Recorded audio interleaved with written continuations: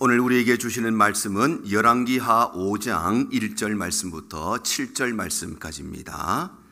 아람 왕의 군대 장관 나아만은 그의 주인 앞에서 크고 존귀한 자니 이는 여호와께서 전에 그에게 아람을 구원하게 하셨습니다.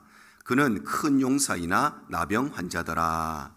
전에 아람 사람이 떼를 지어 나가서 이스라엘 땅에서 어린 소녀 하나를 사로잡음에 그가 나아만의 아내에게 수종들더니 그의 여주인에게 이르되 우리 주인이 사마리아에 계신 선지자 앞에 계셨으면 좋겠나이다. 그가 그 나병을 고치리이다 하는지라. 나아만이 들어가서 그의 주인께 아뢰어 이르되 이스라엘 땅에서 온 소녀의 말이 이러이러하더이다 하니 아람 왕이 이르되 갈지어다. 이제 내가 이스라엘 왕에게 글을 보내리라 하더라. 나만이 곧 떠날새 은 10달란트와 금 6,000개와 의복 10벌을 가지고 가서 이스라엘 왕에게 그 글을 전하니 일렀으되 내가 내 신하 나아만을 당신에게 보내오니 이 글이 당신에게 이르거든 당신은 그의 나병을 고쳐주소서 하였더라. 함께 읽습니다. 이스라엘 왕이 그 글을 읽고 자기 옷을 찢으며 이르되 내가 사람을 죽이고 살리는 하나님이냐? 그가 어찌하여 사람을 내게로 보내 그의 나병을 고치라 하느냐? 너희는 깊이 생각하고 저 왕이 틈을 타서 나와 더불어 시비하려 함인 줄 알라 하니라. 아멘. 오늘 5월의 셋째 주 예배 자리에 오신 우리 모든 성도님들 주님 이름으로 환영하고 축복합니다. 요즘 날씨가 롤러코스터입니다. 추웠다가 더웠다가, 그래서 두꺼운 이불 덮었다가 또 좀 더워진 것 같아서 넣어놨다가 또 추워서 다시 꺼내게 되는 그런 날씨 가운데 있는데 우리 온 성도님들 또 은혜 가운데 영육간의 강건함을 누리시는 귀한 삶이 되시기를 바랍니다. 성경에는 하나님께서 행하신 수많은 이적들과 표적들로 가득 차 있습니다. 이적과 표적이라고 하는 것은 둘 다 우리 인간의 이성으로는 다 이해할 수가 없고 또 이 땅의 과학으로도 다 설명할 수가 없는 초자연적인 현상을 말하는 것인데, 그런데 그 중에서도 이적이라고 하는 것은 이 초자연적인 현상 그 자체를 통해서 하나님의 능력을 나타내는 것이 이적이라고 할 수 있고, 표적이라고 하는 것은 이 초자연적인 이 사건을 매개체로 해서 하나님의 뜻을 나타내고 하나님의 경륜을 나타내고 하나님의 섭리를 나타내는 것이 바로 표적입니다. 그래서 예수님께서 풍랑을 잠잠케 하신 사건은 바로 이 사건, 초자연적인 사건을 통해서 온 우주를 다스리시고 그리고 모든 피조 세계를 통치하시는 예수님의 능력을 나타내기 때문에 이것은 바로 이적에 해당되는 것이고, 그리고 예수님께서 물을 포도주로 바꾸신 이 사건은 그 자체의 의미도 있지만 이 초자연적인 사건을 통해서 앞으로 예수님께서 공생의 기간 동안에 어떤 사역을 행할 것인가, 예수님의 사역을 암시하는 사건이기 때문에 이것은 표적에 해당되는 것입니다. 이처럼 성경에는 하나님께서 행하신 수많은 이적들과 그리고 수많은 표적들로 가득 차 있는데, 오늘 본문의 말씀은 그 중에서도 매우 유명한 나아만의 이야기죠.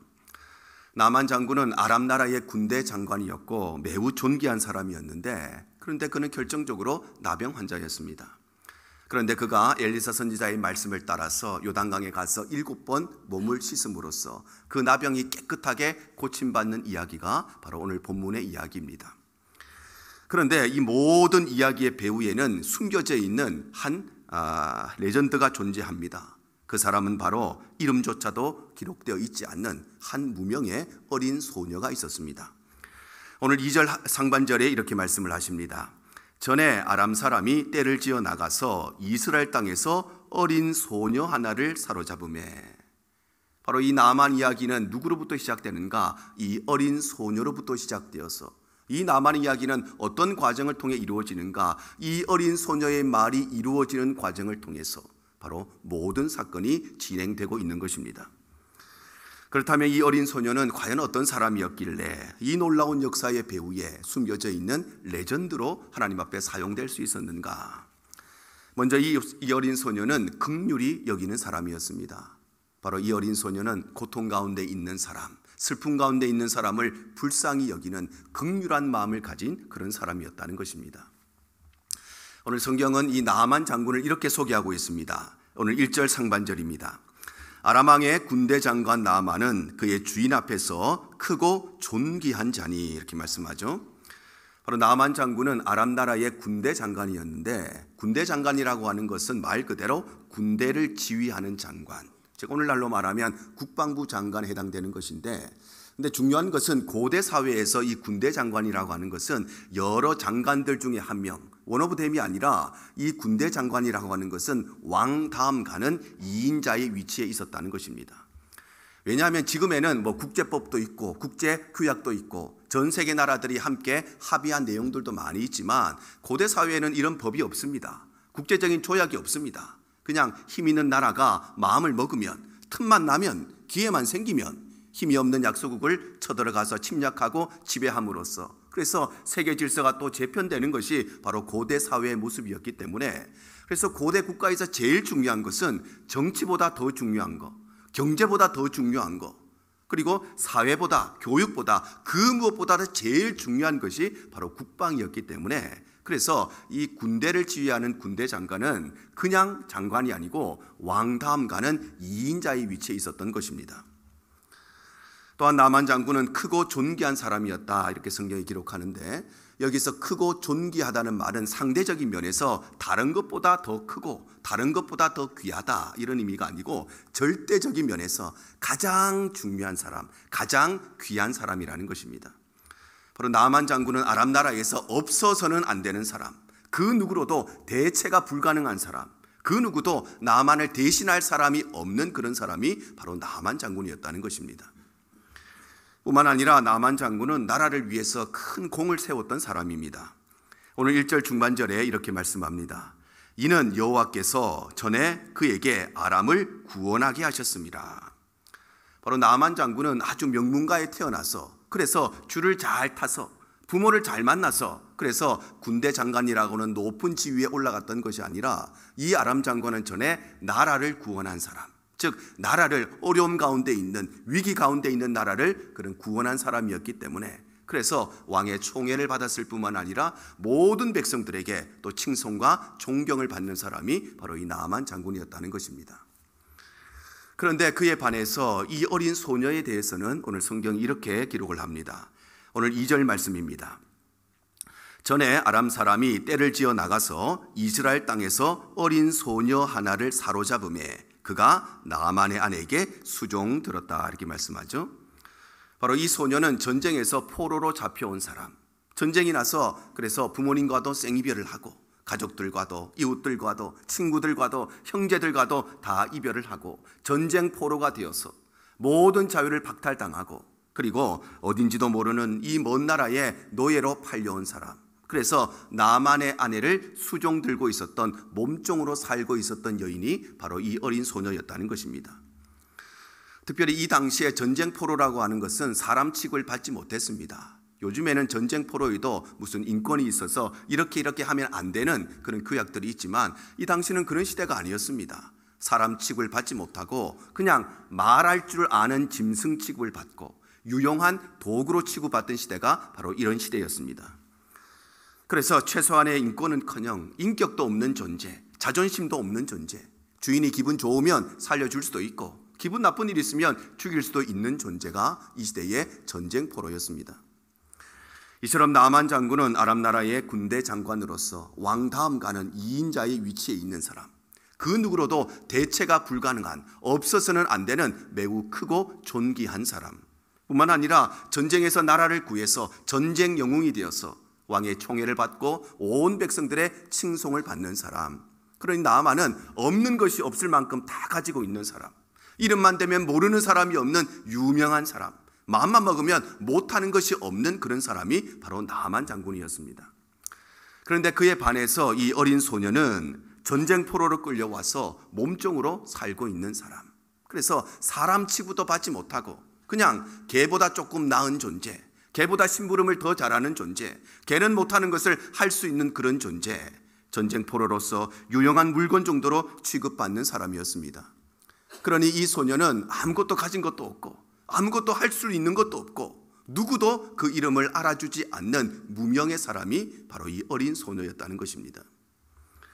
그런데 중요한 것은 모든 것을 다 가지고 있는 이 나아만이 전쟁 포로로 끌려와서 몸종으로 살고 있는 이 어린 소녀를 한 번도 긍휼히 여긴 적이 없었는데, 그런데 아무것도 가진 것이 없는 이 어린 소녀가, 아무것도 의지할 것이 없고 할 수 있는 것이 없는 이 어린 소녀가 모든 것을 다 가지고 있는 이 나만을 긍휼히 여겼다는 것입니다. 왜냐하면 이 나만은 나병 환자였기 때문입니다. 오늘 1절 하반절이 이렇게 말씀하죠. 그는 큰 용사이나 나병 환자였더라.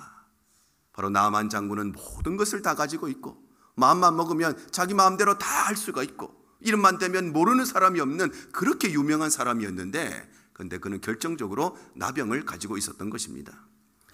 그래서 이 소녀는 나만의 아내에게 이렇게 이야기를 해줍니다. 오늘 3절 말씀입니다.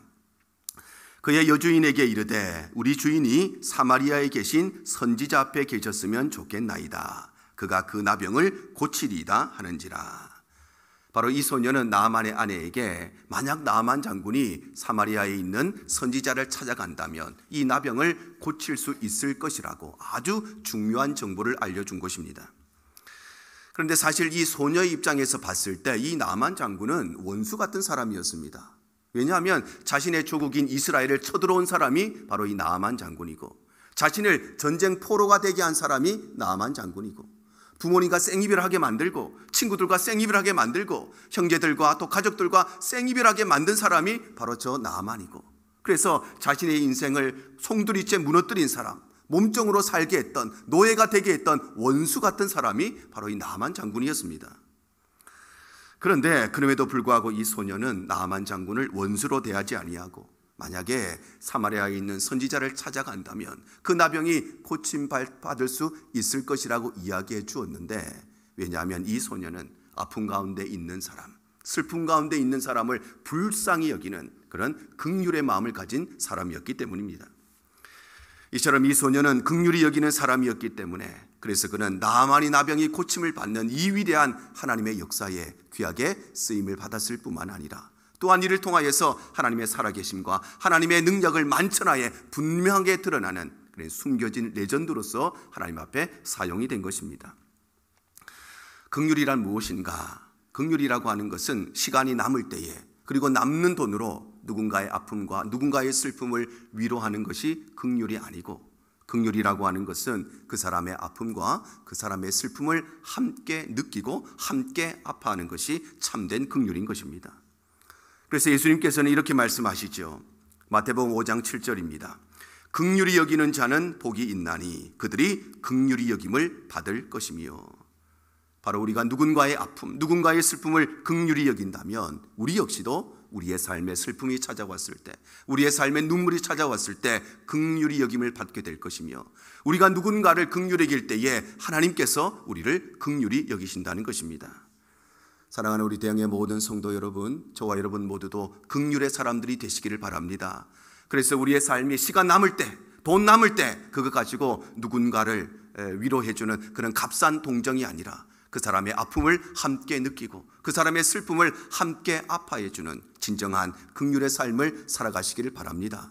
그럴 때에 저와 여러분 역시도 이 긍휼의 마음을 가졌던 어린 소녀가 하나님의 위대한 일에 쓰임 받았던 것처럼, 우리 역시도 긍휼의 마음을 우리의 심령 가운데 품을 때에 하나님이 일하시는 일에 우리 모두가 함께 동역하고 쓰임받게 될 줄로 믿습니다. 또한 이 소녀는 두 번째로 신뢰받는 사람이었습니다. 바로 이 소녀는 자기에게 맡겨진 일을 신실하게, 최선을 다해서 정직하게, 성실하게 감당함으로써 많은 사람들에게 신뢰를 받았다는 것입니다. 이 소녀는 원수 같은 나아만을 원수처럼 대하지 않고 오히려 그를 불쌍히 여기고 그를 긍휼히 여김으로써 자신이 섬기고 있던 그의 아내에게 만약 나아만 장군이 사마리아에 있는 엘리사 선지자를 찾아간다면 이 나병을 고칠 수 있을 것이라고 하는 매우 중요한 정보를 그에게 알려주게 되는데, 그러자 그의 아내는 이 소녀의 말을 듣고 곧바로 자신의 남편에게 이 소식을 알리게 됩니다. 왜냐하면 나만의 아내는 이 소녀의 말을 신뢰했기 때문이었습니다. 만약에 나만 장군이 이 소녀를 신뢰하지 않았다면 어떻게 했을까요? 이 소녀가 그런 말을 할 때도 그냥 그렇구나 귀담아 듣지 않고 흘려 듣고 말았을 것입니다. 이 소녀를 신뢰하지 않았다면 그런 이야기를 듣고서도 마음에만 담았지 남편에게 이 사실을 전달하지 않았을 것입니다.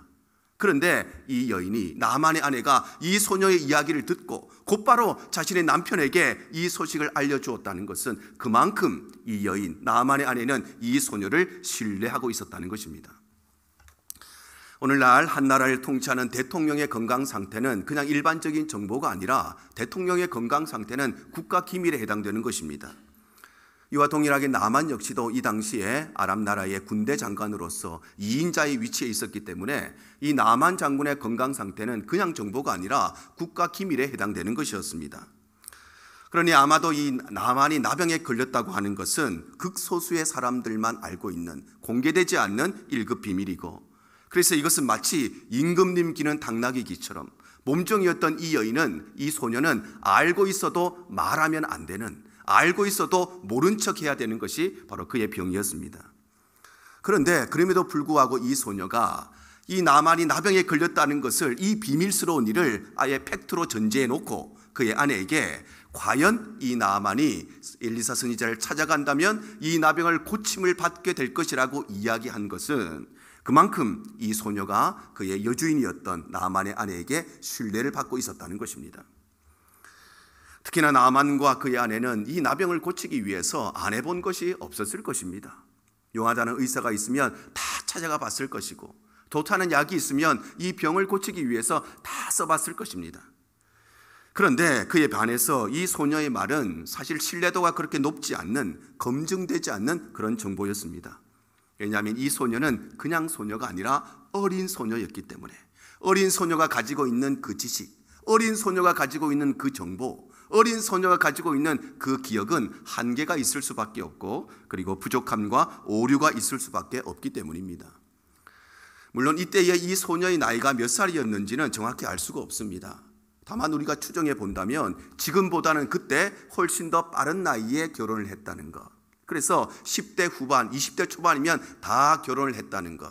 그런데도 성경이 이 소녀를 그냥 소녀가 아니라 어린 소녀라고 표현하고 있는 것을 보면 아마도 이 아이가 이 당시에 한 10대 초반, 아무리 나이가 많아도 10대 중반 정도의 나이였을 것으로 추정이 됩니다. 그런데 그럼에도 불구하고 이 나만의 아내가 이 소녀의 말을 듣고 그 말을 신뢰하고, 그래서 자신의 남편에게 그 소식을 알렸다는 것은 그만큼 그의 아내가 이 소녀와 그의 말을 신뢰하고 있었다는 것입니다. 그런데 더 놀라운 것은 나만이 자신의 아내를 통해서 이 소녀의 이야기를 듣고 이 나만도 자신의 주인에게 가서 이것을 알렸다는 것입니다. 오늘 4절이 이렇게 말씀하고 있습니다.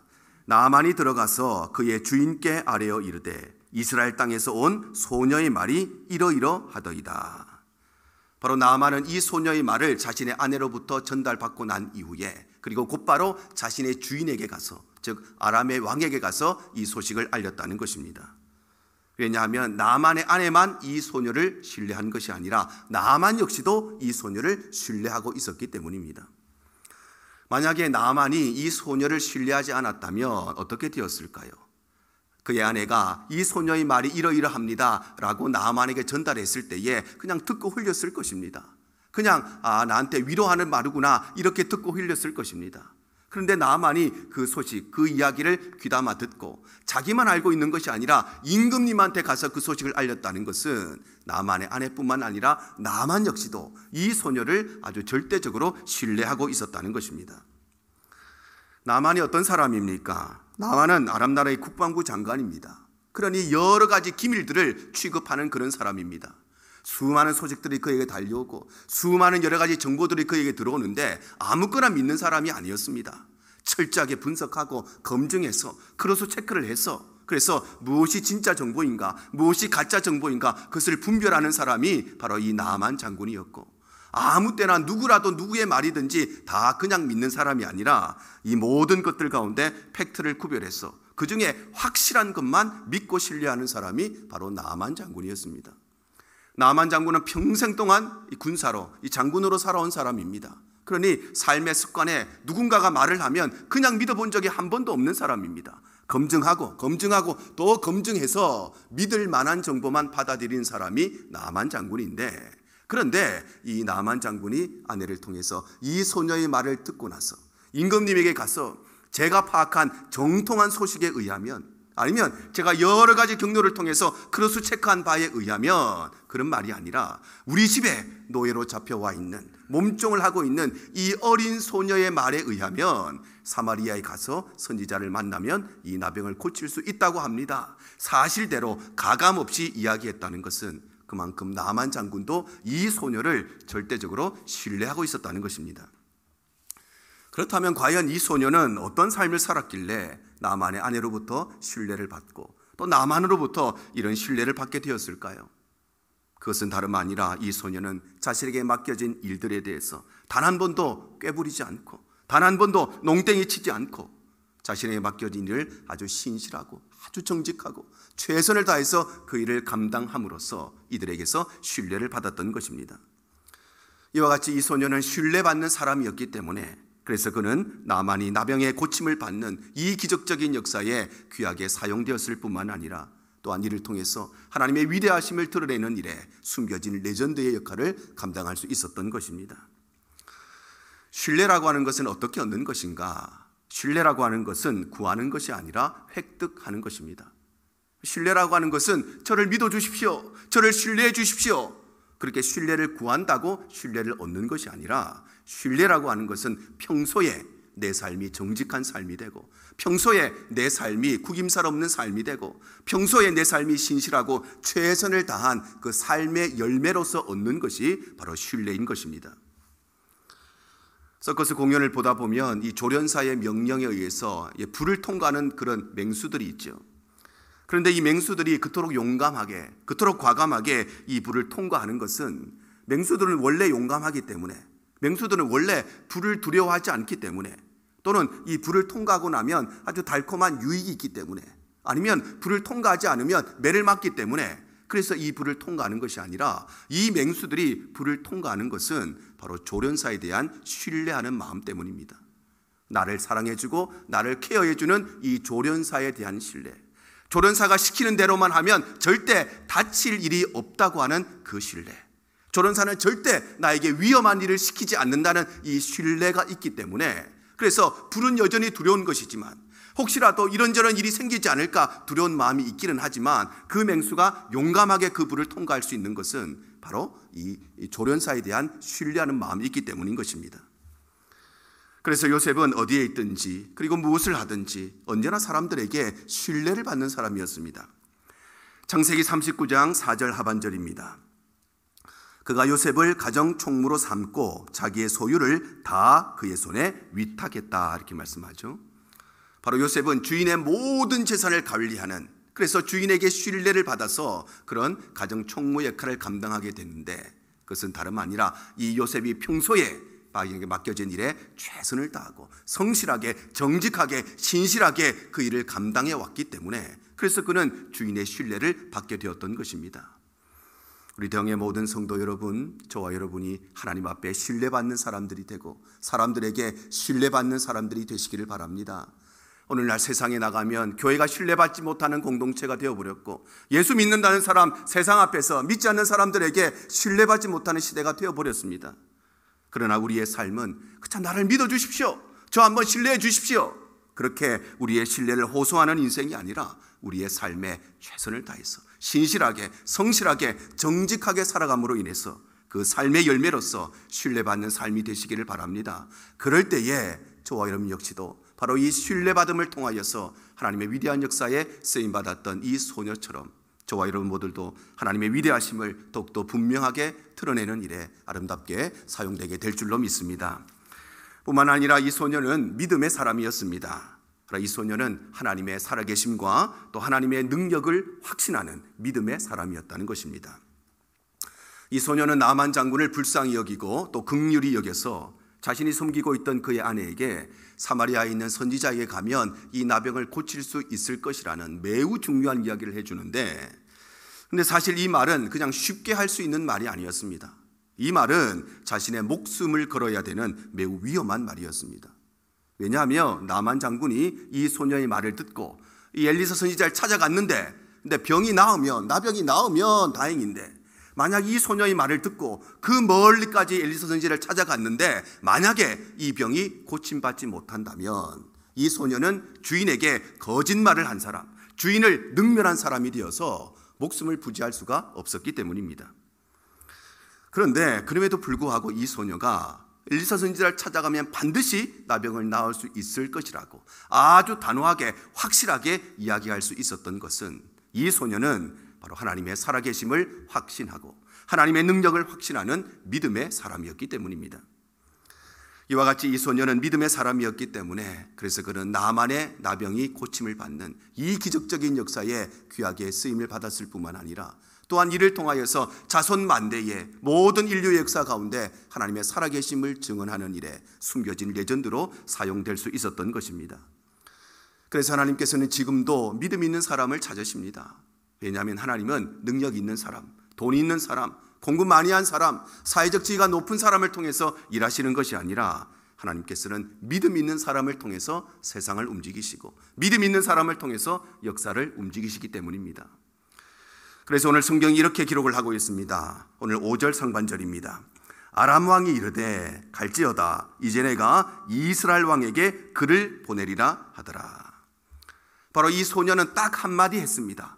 그의 주인의 아내에게 선지자에 가면 이 나병을 고칠 수 있을 것입니다. 딱 한마디 했는데, 이 소녀의 한마디에 나만의 아내가 움직이고, 이 소녀의 한마디에 아람 왕의 2인자였던 나만이 움직이고, 심지어는 이 소녀의 말 한마디에 그 당시 세계 최강대국이었던 아람 왕이 움직이고 이스라엘 왕이 움직이는, 모든 역사가 이 소녀의 말 한마디에 움직이는 놀라운 일이 벌어지는 것입니다.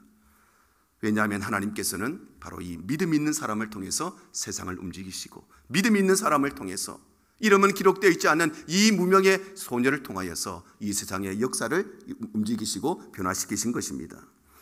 사랑하는 성도 여러분, 우리 대형의 모든 성도들도 능력 있는 사람 되기 전에, 돈 있는 사람 되기 전에 믿음 있는 사람들이 되시기를 바랍니다. 그래서 우리의 삶이 하나님의 살아계시고 하나님의 우리 가운데 임하시고 하나님의 능력을 확신하는 믿음의 삶이 되시기를 바랍니다. 그럴 때에 저와 여러분 역시도 이 소녀와 같이 하나님께서 이루시는 이 기적적인 역사에 쓰임을 받게 되고 하나님의 위대하심을 드러내는 일에 더욱더 영광스럽게 사용되게 될 줄로 믿습니다. 이처럼 이 소녀는 아픔 가운데 있는 사람, 그리고 고통 가운데 있는 사람을 불쌍히 여기는 긍휼한 마음을 가진 사람이었고, 자신에게 맡겨진 일을 정직하게 신실하게 최선을 다해 감당하여서 많은 사람들에게 신뢰를 받는 사람이었고, 뿐만 아니라 하나님의 살아계심과 하나님의 능력을 확신하는 믿음의 사람이었습니다. 그래서 이 소녀는 열왕기하 5장 말씀에 잠깐 등장했다가 말 한마디 하고 금세 사라져버린 그런 무명의 소녀였고, 누구도 기억하지 않고 그 이름도 기록되어 있지 않는 그런 무명의 소녀였지만, 이 놀라운 역사의 배후에서 숨겨진 레전드 역할을 했던 이 소녀가 오늘 본문에 나오는 어린 소녀인 것입니다. 역사는 이 어린 소녀가 누구인지 누구도 기억하지 않습니다.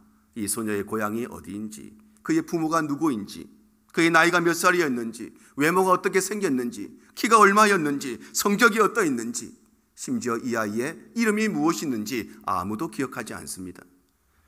그러나 역사는 기억하지 못하고, 사람은 기억하지 못하고, 세상은 기억하지 못하지만 하나님께서는 바로 이 무명의 어린 소녀를 통해서 하나님의 위대한 역사를 이루신 것입니다. 왜냐하면 하나님은 돈 있고 능력 있고, 그리고 대단하고 잘난 사람들이 아니라 긍휼히 여기는 사람을 통해서 세상을 움직이시고, 하나님께서는 신뢰받는 사람을 통해서 역사를 움직이시고, 하나님께서는 믿음 있는 사람을 통해서 하나님의 일들을 행하시기 때문입니다. 우리 대형의 모든 권속들이 오늘 이 말씀을 꼭 기억하셔서 저와 여러분 역시도 누구도 알아주지 않는 무명의 사람 아니겠습니까? 누가 세상에 나가서 우리를 알아줍니까? 아무도 알아주지 않고 세상은 알아주지 않지만, 그러나 우리의 마음 가운데 긍휼의 마음을 품고 우리가 신실하게 살아가서 세상으로부터 신뢰받는 사람이 되고 하나님의 역사를 확신하는 믿음의 사람이 될 때에, 우리도 이 소녀와 같이 세상은 알아주지 않지만, 사람들은 알아주지 않지만 하나님께서 하나님의 일에 사용하시는 숨겨진 레전드의 삶을 살아가게 되는 것입니다. 우리 온 성도들의 삶과 또 우리 자녀들의 삶에 이 은혜가 흘러넘치시기를 주님 이름으로 축복합니다.